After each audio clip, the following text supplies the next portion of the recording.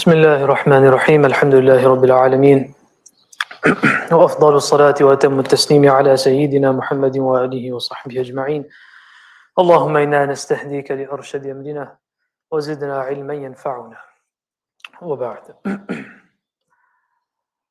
As Sheikh Amin said, the Zakah, we need to get the fiqh of it right. So Zakah, as we understand, is an ibadah from Allah subhanahu wa ta'ala. Often we may think that it's similar to a tax, but ulama of usul fiqh very clearly put zakah under what we refer to as ibadah mahdha. There are different categories of the ahkam and commands and rulings of Allah subhanahu wa ta'ala. So under these categories, one is that of purely ibadah. Another category would be ibadah فيها معنى المؤنة. It is an ibadah, but there's some financial burden. There's another that will be that primarily it's a financial burden, but then there may be some meaning of ibadah behind it. Some are purely punishments, etc., etc. So zakah is put under the category of ibadah mahdha, meaning purely ibadah.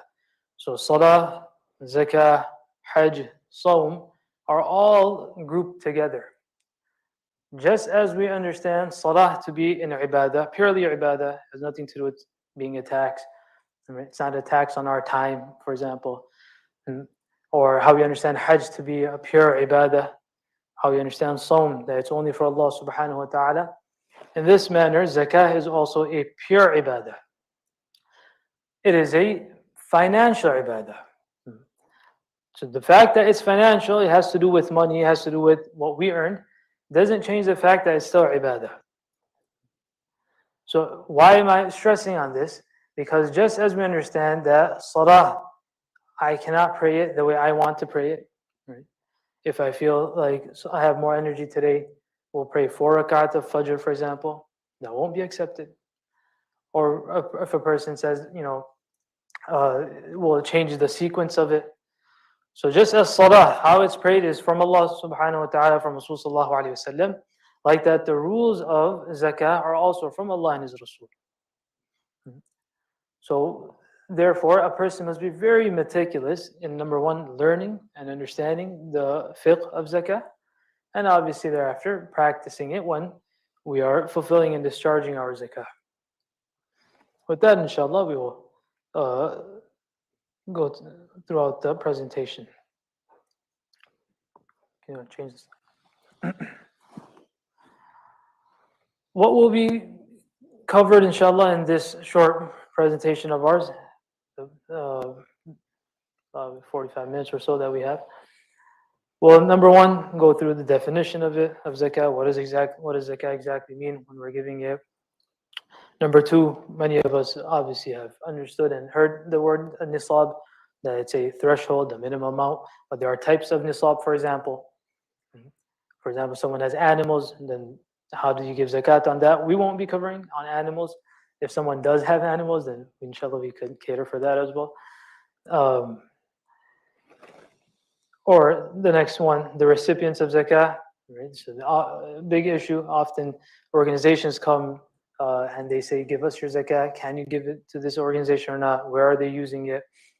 Which people can you give it to? Certain relatives? Who can you give it to? Who can you not give it to? And other miscellaneous issues. If we have time, then perhaps some sadaqatul fitr we can cover as well. These fancy slides, I didn't make them, mashallah. Shahid, he made these. They look very nice, mashallah. You can take a moment to see the beauty. So obligatory charity that is divided into zakah, sadaqatul fitr. Both of these are obligatory. Zakah except being fard, and sadaqatul fitr we put it under wajib.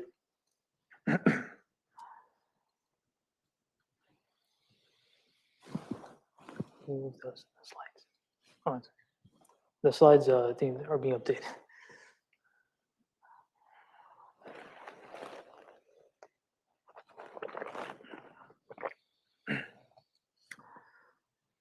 So we'll start with the definition of zakah.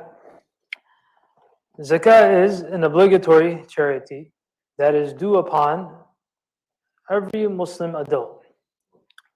It's an obligation. It is a charity that Allah subhanahu wa ta'ala has obligated upon us, and it is due upon every Muslim adult that is sane and possesses wealth equivalent to the Nisab for the duration of one Islamic year. Now, in this definition, there's a lot. Number one, that it is due upon every Muslim. Every Muslim. Why do we say Muslim? Because, as we said, it's an ibadah.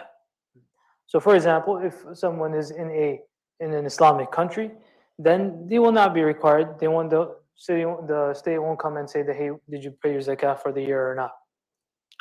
Why? Because non-Muslims, they are not, what we say, addressed with Sharia. So zakah is only acceptable and is only required from a Muslim. Number two, the individual is an adult. So every Muslim adult. Now, when we're saying adult, we mean Islamic legal adulthood. Or other words we understand as bulugh, when physically a person has come of age. So every such person must give zakah. Right. So for example, there's a 15-year-old who, mashallah, has many years of Eid saved up. That happens, mashallah. You can have thousands. Dr. Ihsan probably knows, right? So you have thousands of dollars of Eid saved up throughout the year. And he's waiting for when he becomes, let's say, 17 or 18 and he can buy his first car. So he has a good $10,000 to $12,000 saved up. Maybe he does some work also, works at his uncle's shop, makes a little bit of money. All of that is going to savings. As per fiqh, and as per the rulings of Sharia, this boy, if you want to call him, right, in our culture, they will call him boy, but Sharia is looking at him at this point, in this regard, as an adult. So just as he has to pray 5 times salah, you can't say he's poor bacha. No, he's in your eyes a bacha, but as far as the Sharia is concerned, he's an adult at this point. So this young man will have to give zakah on his savings. Although he's saving it for something, but at this point, he is over and above the Nisab amount. We'll get to the Nisab amount, roughly it's about $5,300 right now if we go to gold Nisab. But because he is considered to be an adult in Sharia, this boy will have to give zakah. Similarly, Muslim adult means we don't have any, we don't differentiate between males and females, right? Gender equality, mashallah.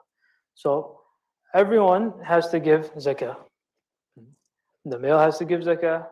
Females also have to give zakah. I see there's some snickers, mashallah, over here. I'm very serious. So every Muslim adult, be it male or female, must give zakah, as long as they have the nisab amount.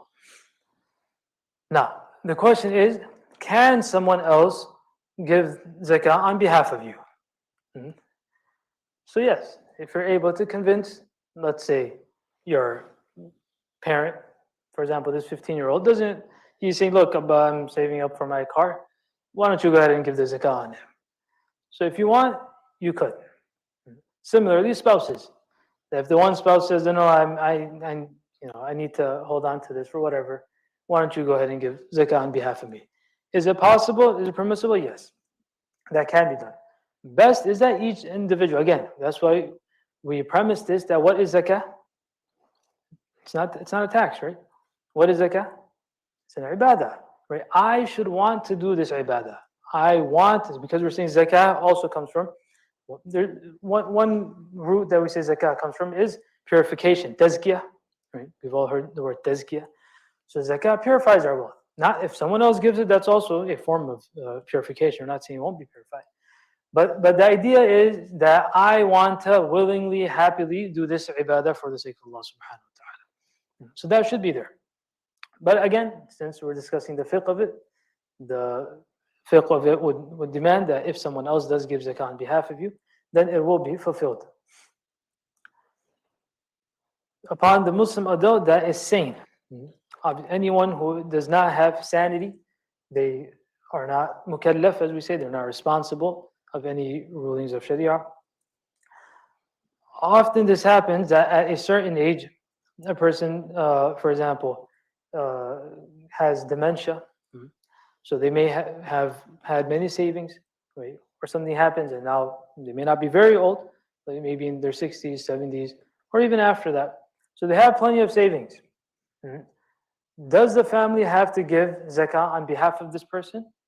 No. The reason I'm saying behalf is because the person himself doesn't understand. They don't have sanity.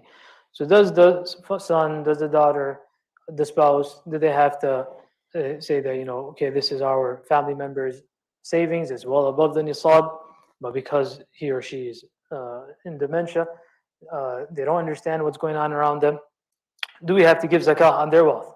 No, we do not have to give zakah. Why? Because it's the individual's ibadah, and because they are not, we say, mukhatab and addressed of the rulings of Sharia, therefore zakah will not have to be given on their wealth. So a person is saying, the next clause, and possesses wealth equivalent to the nisab. Now here we put a clause in Arabic says nisab mujib. The technicality is that there's two types of nisab. One nisab that we look at, again, nisab means that the minimum amount that a person has to give zakah. Now you have to discharge the zakah. So one nisab is for that which you have to which we take into consideration for giving the zakah, discharging the zakah. The other is which allows a person to receive zakah. So one is that nisab for giving. The other is the nisab for receiving. They're similar. There's just one slight difference, inshallah, which we will highlight. And the last clause is that for the duration of one, or the second last clause is for the duration of one Islamic year. So we don't look at the Gregorian calendar. There are also different types of lunar calendars. We're looking at one Islamic year.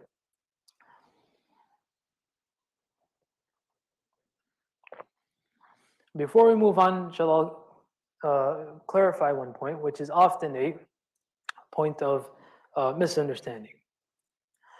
When we say 1 year, we mean that zakah is given once in a year. Right?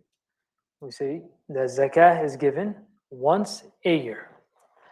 1 year does not mean that we look at each and every separate amount of wealth and calculate the 1 year upon that. So for example, today, mashallah, because Dr. Hassan's performance was excellent, he received a bonus, for example. So now he's not gonna, inshallah. So now he's not gonna say, okay, because I received this bonus today, next year I'm gonna give zakah on this bonus, right? We don't look at each time that wealth is received and then we calculate the 1 year on that. That's not how it works. You have a zakat year. Inshallah, in the coming slides, this will be more clear. But before we move on, I'll just briefly say here as well. Every person must have a zakat year. We'll just look at the beginning and end of the zakat year. At the end of the zakat year, a person has X amount, then he gives zakat on it. He may have received that amount, that bonus was received a week before. If you received a week after, it would go to the next year's zakat, right? But again, we don't look at the 1 year for each form of wealth that comes in or every time an income comes in. The last one, being in excess of his needs and debts. Needs, in fiqh they call it hawaij. Needs is anything. A person has the clothes that you have at home, the car that you drive, the house that you live in, the furniture that you have. All of these things are considered to be needs. So we don't have to calculate everything. Okay, my sofa is worth so much, my car is worth so much. Do I have to look at all of these things and then say that, okay, definitely if you look at them, I have hundreds of thousands of dollars. That means everyone will have to give zakah. So over and above that amount, we do not calculate these needs and necessities of life. And debts. So over and above debts. A person has student loans, for example, then he would subtract that. There's some details to debts, inshallah, which we will cover when we get there. Intention is necessary at the time of discharging. Any ibadah, once again, Any ibadah requires what? Intention. If a person just lifts his hands, says tahrima and starts his salah and he has absolutely no attention, then does the salah commence? No. Like that, anything a person just doesn't eat throughout the day, does that make him an automatic sa'im, one who's fasting? No, until he doesn't have intention to fast. So similarly, zakah. A person needs to have intention before or when discharging zakah. One way out is that a person, it's not a way out actually, it's just another detail to it, that if a person is doing his accounts, now at the time of doing his accounts, he says, okay, let me just set aside, this 5,000 for this year's zakah, hypothetically. Right? He set aside $5,000 for this year's zakah. So at that time, he had intention. Now, if someone came along or some organization came and he gave this 5,000 and he wasn't really, thinking at that time what this is for, he just gave it to the organization. Will that be considered part of zakah? Yes, it will. Because at the time he set it aside, he did consider it to be part of zakah. Now, that doesn't mean that if, let's say, when he sets this money aside, someone comes along and steals it. It's stolen. Is the zakah fulfilled? No.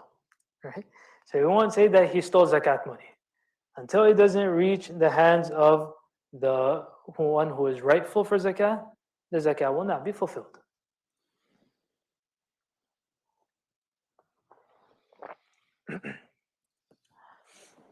So this is under the condition, the intention. A person must have intention at the time of discharging zakah. Often what happens is that a person gives to a certain organization or gives to a certain poor person, and then they think to themselves that, hey, maybe a week or two later, that I should have just considered that to be my zakah. Does that work? Besides one or two scenarios that may work, in general, that would not work. A person must have intention at the time of giving zakah. So you can't say that, remember last month I gave it to that person, I'll just say that was zakah. No. If you had intention at the time of discharging the zakah, then that will be considered zakatable.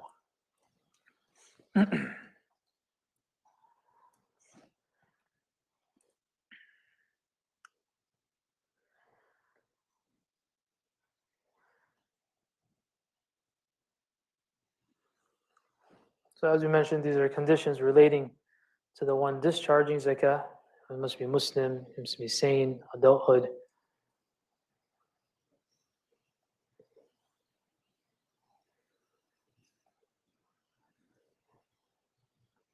I'm sure everyone has many questions. We'll take questions at the end. Nisab types and amounts. We'll move on to slide number 9 and 10. So as we said, there are two types of nisab. Each of these we'll go into a little bit detail now. One, that nisab or that threshold which obligates zakat upon a person. The other is the preventive or preventing nisab.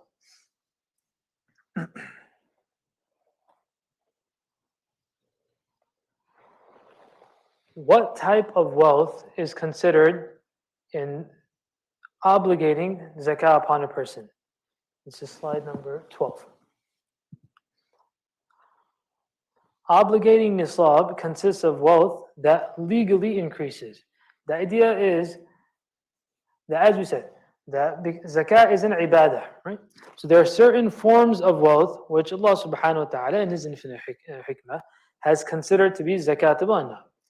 The general rule through fiqh is that we see that anything which has actual or potential growth has been made zakatable.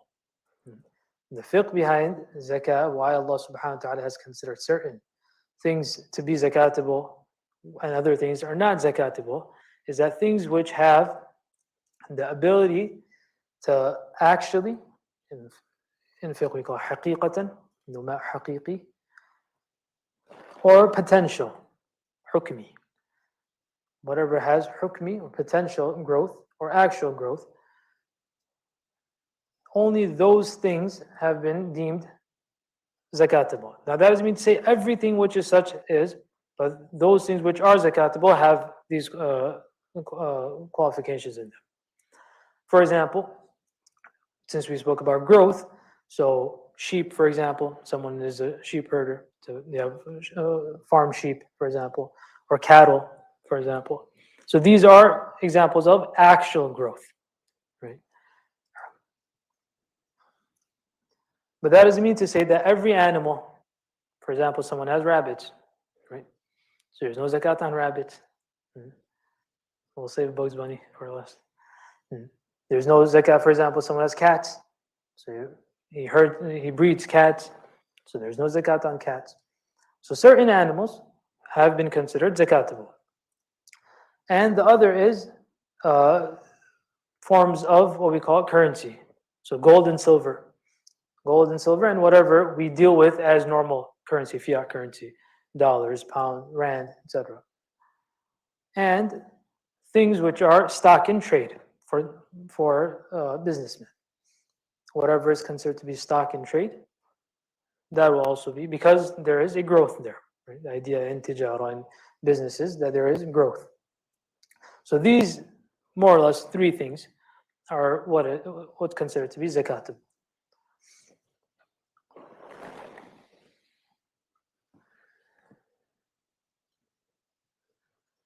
That's as far as what we give zakah upon.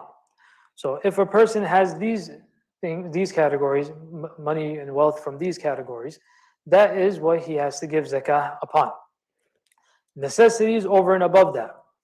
Necessities over and above that, he does not calculate.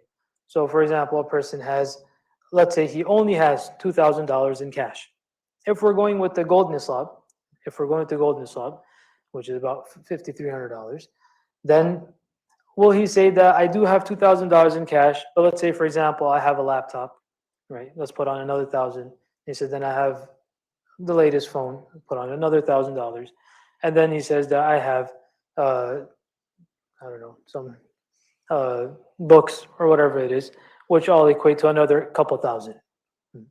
So now, will he put all of these wealth together, these different forms of wealth, and give zakah on all of them? Or will he only look at the cash that he has? Anyone? Can you keep this interactive? Just the cash. You just like cash. So that's correct. You only give on the cash. Because the other things, they don't fall under the category of zakatable assets, although they have monetary value.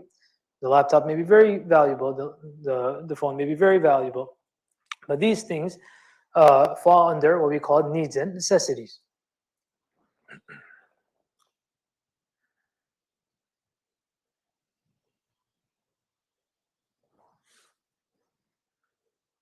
Slide number 14. So here, mashallah, Shahir said to make sure I test you guys as we go along. So we have some quiz questions as we move along in this. So why do if the students be the only one that have to answer questions? Makes sense. It's fair. So the first question, let's say Zeki breeds cats.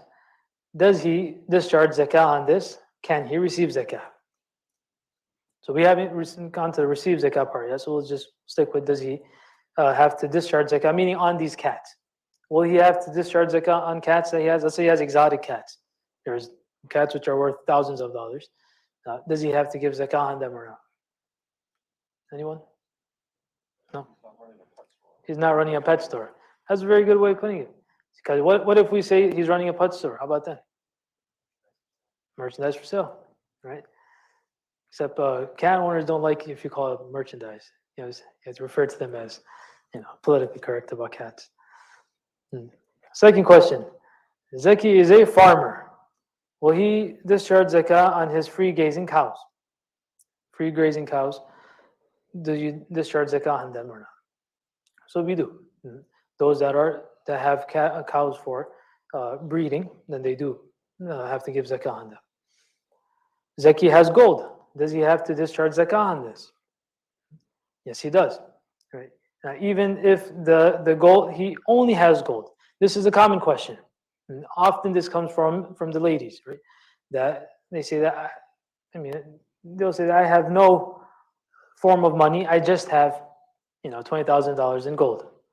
So shar'an, in sharia, that's considered to be for a form of wealth. So you may not have as much cash or other things of trade, etc. But if there is enough amount in jewelry, gold, whether it's gold jewelry or silver jewelry, then that will also be zakatable.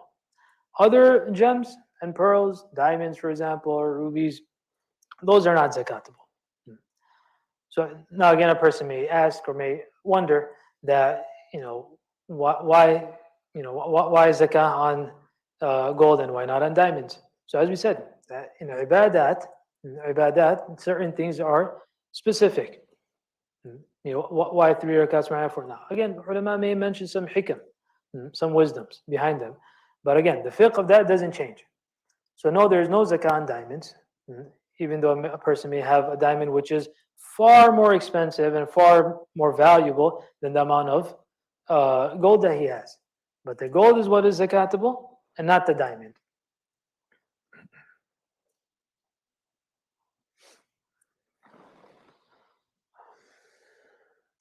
The nisab for the US dollar is based upon the gold nisab is $5,300. If, again, there are two nisabs, the nisab of silver and the nisab of gold.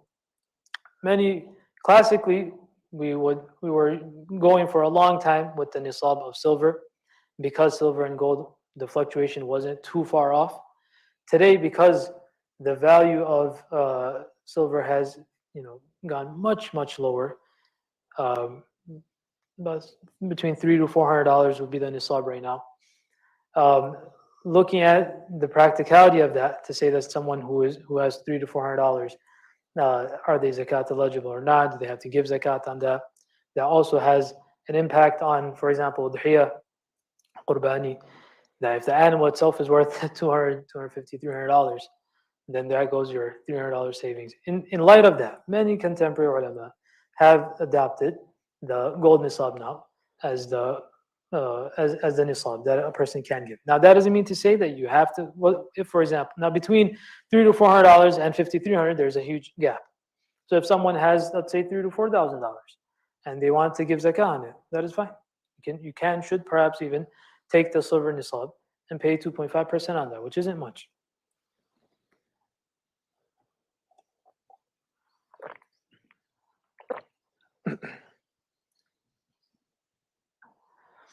The nisab for gold is 87.480 grams.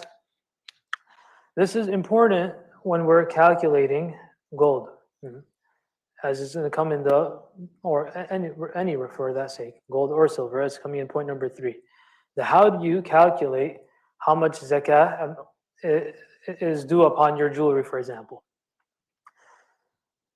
Now, a person may have 18 karat gold. Your gold necklace, let's say, for example, or a gold ring, it may be 18 karat, meaning 75% is gold and 25% is other alloy, whatever it may be. When you're going to find the value of gold upon this, when you go to, let's say, gold.com or any website that you want to use for the gold price, you will not put in 18 carats. They'll give you different values. Do you want to look at 18? Do you want to look at 22? Do you want to look at 24? Which value are you looking for?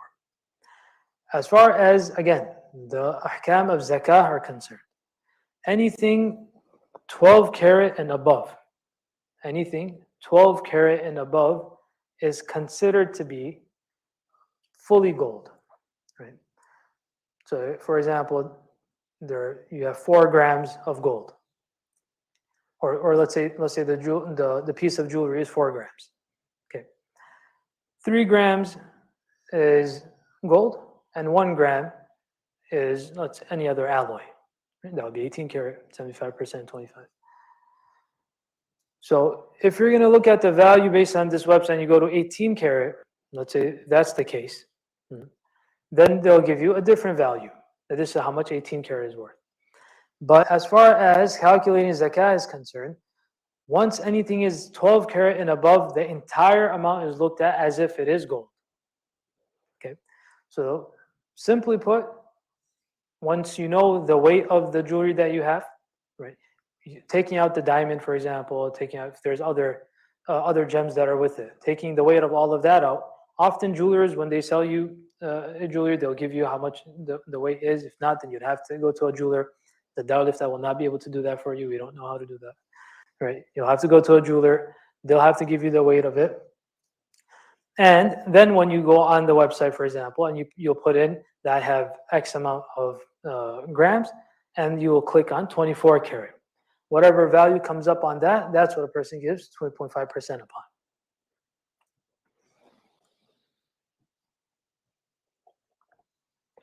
Now this Nisab will apply, as we've been using jewelry as an example, so that is one. If a person has in any other form, utensils, for example, right? If someone has gold utensils, now eating with gold utensils is a separate issue, that's impermissible. But if someone does have forks and knives which are made of gold, then you would have to calculate that and give zakah on that. Now the zakah may be given either in the value of that or with that form itself. So you give this this gold necklace in zakah? Yes, you can. You can give that necklace itself. You can give that bangle itself. You can give the ring itself in zakah.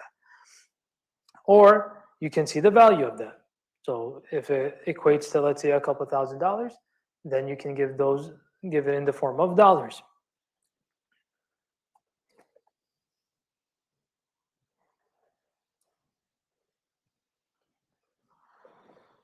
Now, again, we'll be using the nisab for all of these zakatable assets, right? So gold and silver was one, for example.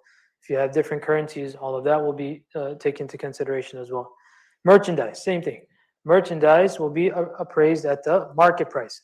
Market price meaning how much you would be able to sell it for right now. If you're in the wholesale business, then you'll take the wholesale price of it. You cannot be in the retail business and then take the wholesale price of it, or vice versa. So if you're in the retail, if you're a retail seller, then you take the retail price of it. What's the normal market price for these things? If you're in the wholesale business, then you look at the normal wholesale price of it.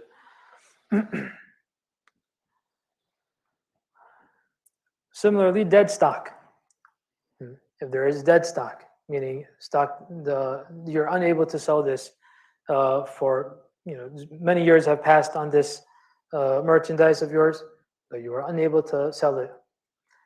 So now, whatever the value of that dead stock will be, that's what you have to take into consideration, not what you could have sold it for a few years ago or what you hope to sell it for many years ago. Right? So, which means that the price of it has depreciated much more. So people who are in business, especially shop owners, for example, it's very easy for them. They can take the merchandise itself and give that in zakah. Right. So for example, someone has a small grocery store, then they can take the canned foods which are worth that much and give it to those who are mustahiq of zakah, who are rightful of zakah, the zakat recipients. You don't have to go back and translate it to how much cash it will be, and they have to give the cash amount. They can take the food items and give it to the zakat recipients themselves. That's also one way that can be done. Cash can be given, but it doesn't mean to say they have to give the cash. You can give it through the merchandise itself. But again, the dead stock, if someone is calculating it, you cannot overprice it and then say that this is what I'm giving in zakah.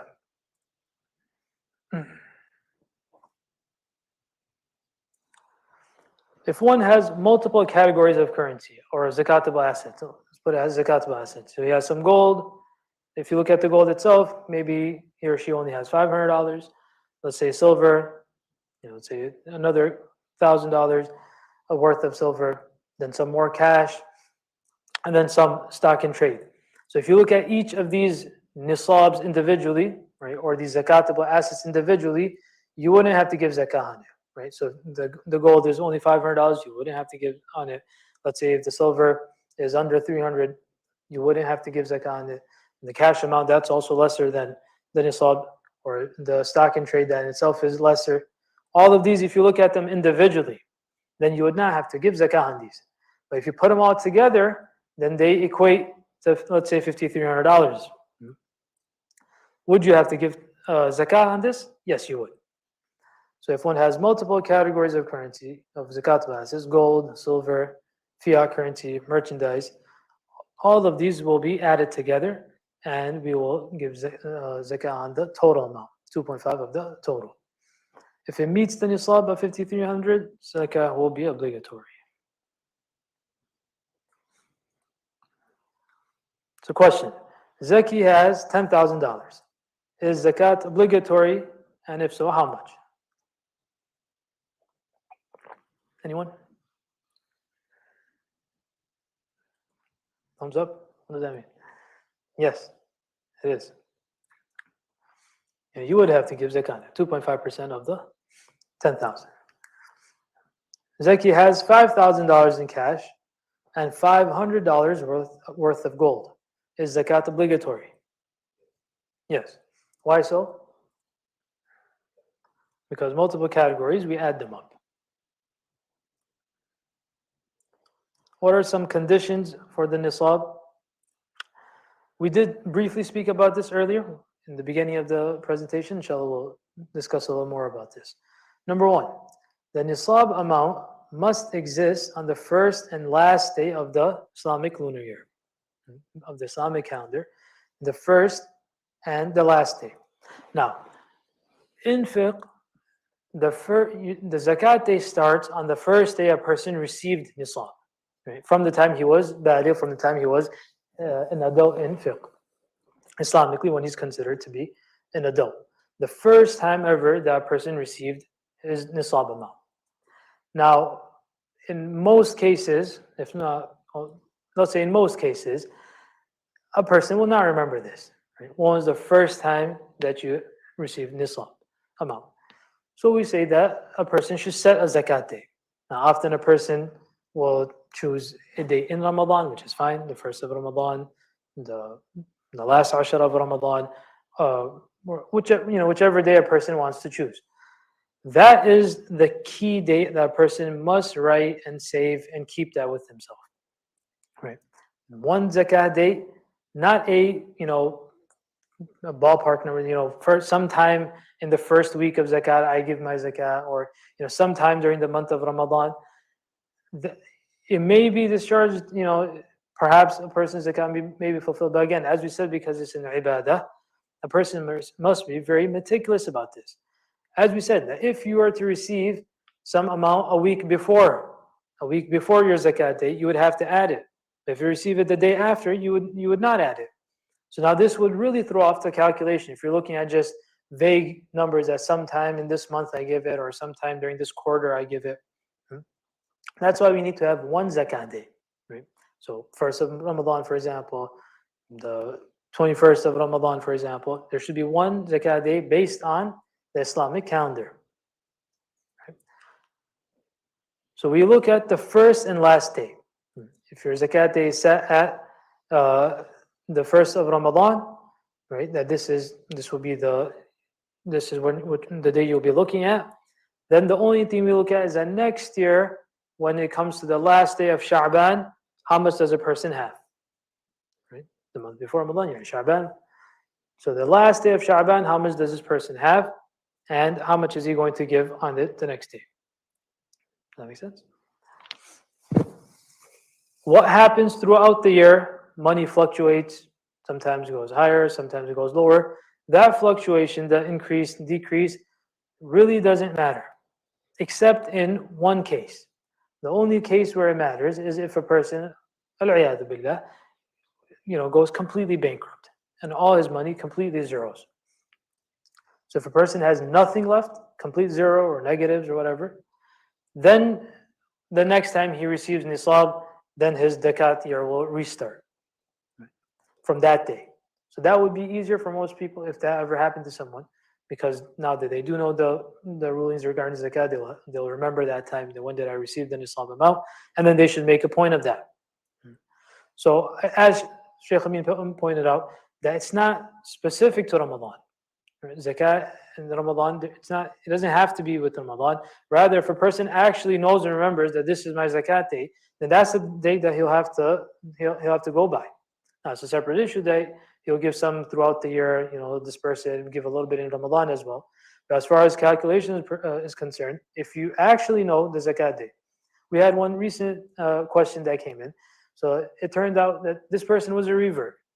So, mashallah, most reverts will remember the day that they accepted Islam. So in her case, it was very interesting. It worked out, that she would know exactly her zakat day, right? Because she accepted Islam and she had more than the Nisab amount, and she remembered the date. So now she won't be able to say that, okay, I'm going to set Ramadan the 1st as my zakat day. Why? Because she remembers it, she knows it, and she had Nisab during that time. Whatever amount exists on the last day of that cycle, regardless of the increase and decrease, the amount is the amount upon which zakat is obligatory, meaning the last day's amount. Okay, inshallah. Question and answer will start in 5 minutes. So even if zakat was received, if some amount was received a week before or the day before, then that amount will be added and zakat will be given upon the total on the last day. If the nisab amount exists on the first and last day of the lunar year, any fluctuation is irrelevant. And the last point, if the wealth is completely destroyed, meaning a person goes completely bankrupt, has nothing left by any means whatsoever, then the cycle will restart. And once the nisab is met again, that number one, that date should be preserved. You should write that down. And then we will consider that to be the zakat day.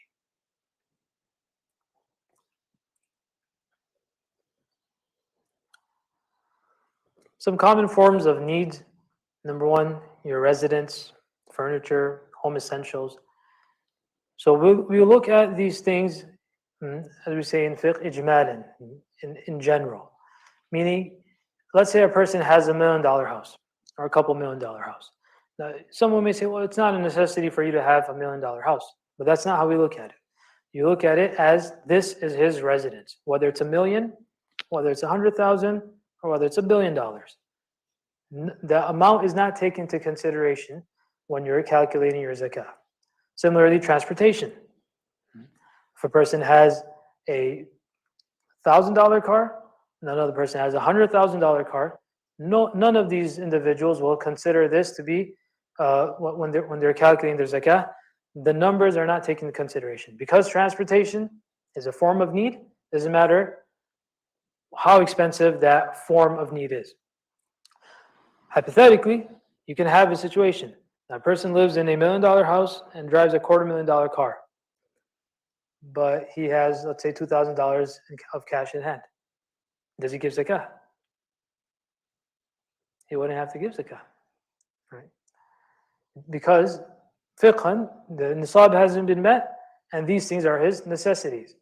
Now, again, in the case like this, I would probably tell him to silver nisab and take out a little bit of money from him. But how much will that be? 2.5% of 2,000, right? The $1 million house is still his. Clothing, same thing. A person may be wearing very expensive clothing, but that's clothing nonetheless. Arms for a person's security, etc. None of that is considered. Tools of one's trade. So a person may be a carpenter and he has machinery in his garage, for example, or in his shop that he has. A mechanic has thousands of dollars worth of machinery or other tools that he has. None of that is zakatable. These are all considered to be a person's needs. Books for scholars, these are thousands of dollars in books, but none of these are zakatable.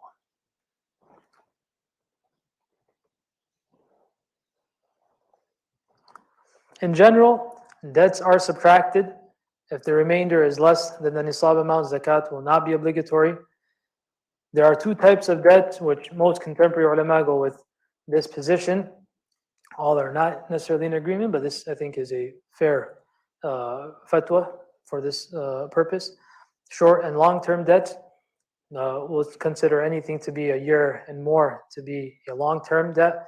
So a person can subtract whatever is owed within the 1 year, and whatever is over and above the 1 year does not have to be calculated.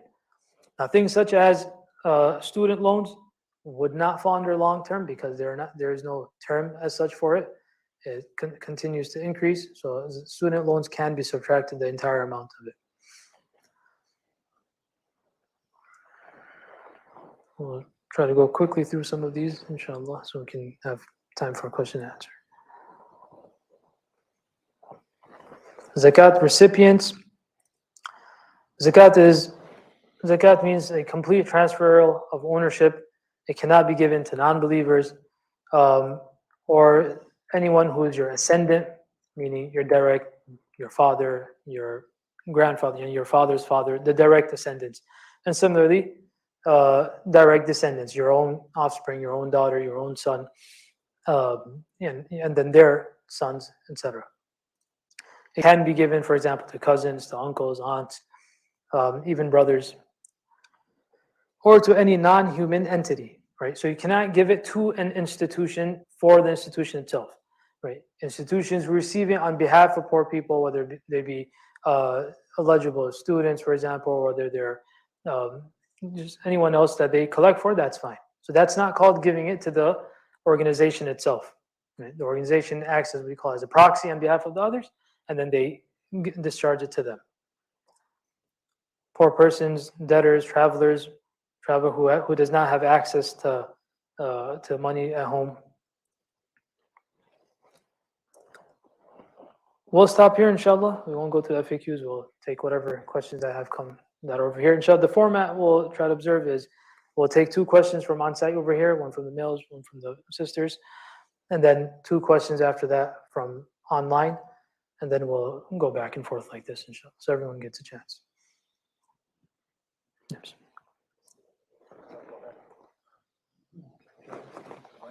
Yes, that would be great. So in the case of a deceased person who, in 2 situations, what should be done? If they pass before the end of their zakatable year, and if they pass after, but they didn't discharge their zakat. Is there a difference between the 2, and what's the hukam on the people? This is a very important question. This happens often. So if the deceased passes before the zakat year, then very simply, his inheritors, they take the money and then they join it to their own zakat year. So the deceased passed away, left behind, let's say $10,000, $9,000. He has 3 sons. Each of them will take $3,000 apiece, and each of them will join it to their own zakat year. That's the case for when he passed away before his zakat year. For example, if someone's zakat year was on Ramadan the 1st and they passed away right now in Sha'ban, so the deceased is not going to go in and give any zakat on that. If a person passes away after his zakat year has come in, this is very important. That's why it's good to let others know and have your wasiyah, your bequest, your will for the things updated. So if a person passes away after his zakat day, it's necessary, number 1, that he has to leave a wasiyah behind, that zakah should be discharged from my estate. Number 1, the wasiyah must be there. Number 2, this can only be discharged from 1/3 of the amount. This can only be discharged from 1/3 of the amount. So for example, a person passed away, and let's take the same example. He had left behind $9,000, 3 sons, and let's say he had to discharge $1,000 in zakah. Okay, well, mathematically that wouldn't work, but whatever. Let's say somehow a person passes away and the 2.5% comes out to that much. The only amount that can actually go in zakah is within the 1/3 amount. That much will be given in zakah. Anything over and above that, if the inheritors want, they can from their own side perhaps give it on behalf of him and make dua to Allah Ta'ala that is accepted. Fiqhan, that won't necessarily be the case. But as a good practice, that should be done. The inheritors should do that. Give some on behalf of their deceased.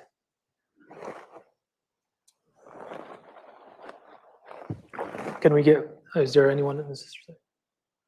Assalamu alaikum. You want to give the mic to this mic? There's a mic on the sister side. You can use that, inshallah. If anyone has a question on the sister side, they can ask into the mic. I have the microphone. Okay. Mhm. Assalamu alaikum. My question was, so the number that we look at for the Nisab Mujib will be 5,300? Yes, if we're going with the Zakah Nisab being gold, then approximately 5,300. When we made the slides, that's what it was. Maybe a few dollars here and there, but you should always look at the updated amount that institutions have for Zakah. And if someone met the Nisab, which was like a lesser number than that, like the silver one, then they could give Zakat, but they didn't have to. Right, and again, if someone is taking the silver Nisab, they're just a few dollars lesser than that, then that'll be good. It's mustahsan, they should do that, and they can give Zakah on that. But just as a general fatwa, we go with the gold Nisab. Jazakallah khair. Okay, inshallah, we'll take one last question online and then we'll end the session.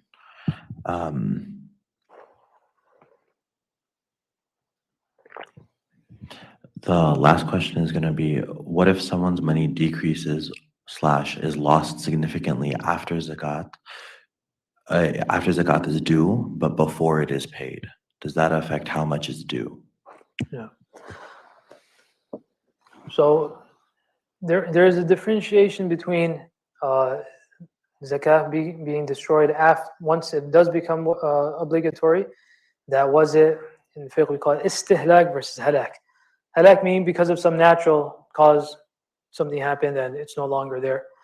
That would be overlooked, and he wouldn't have to take care of that. But if it is because of istihlak, meaning a person spent it himself on something or they did it themselves, then you cannot say that, oh, I no longer have the nisab amount. That will be a debt upon a person. They'll have to discharge zakah on that. Okay, Jazakallah khair, Mufti Hisham, for your time. At this point, we're going to end the session. We thank everyone for tuning in online and being here in person. And inshallah, we'll see you guys next time. Assalamu alaikum. If anyone has any questions after this, they can submit their questions to the submission form, the Darul submission form. You can go to darul.qasim.org. You'll find the submission form there. If the submission form is closed, that means we're inundated with questions. Inshallah, we'll reopen it, and you can ask your question after that, inshallah.